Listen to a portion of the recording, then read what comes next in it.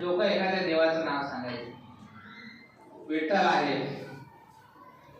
मग विठ्ठल कशाचा बनलेला आहे? लोक म्हणायचे दगडाचा बनलेला आहे.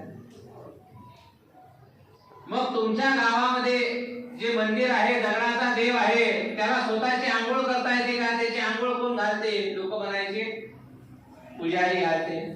त्याला कपडे कोण नेसून देते? लोक म्हणायचे पुजारी नेसून देते. रात्री अंधार पडला तर दिवा कोण लावते? प्रकाश कोण देते? लोक म्हणायचे पुजारी करते. देवाला स्वयंपाक करता येते का? जेवतो कसा? लोक म्हणायचे नाही, नैवेद्य आणून ठेवते. बरं, आणून ठेवलेला नैवेद्य देवाला खाता येते का? लोक म्हणे नाही. समजा एखादा पुत्राचे नैवेद्य खायला आला तर देवाला हाकलता येते का?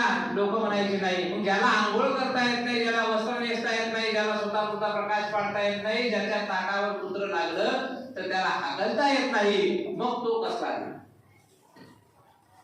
कारण गाडगे बाबांच्या हे लक्षात आलं होते की जी काही समाजात अंधश्रद्धा पसरून राहिलेली आहे ती दूर करणं आपलं काम आहे.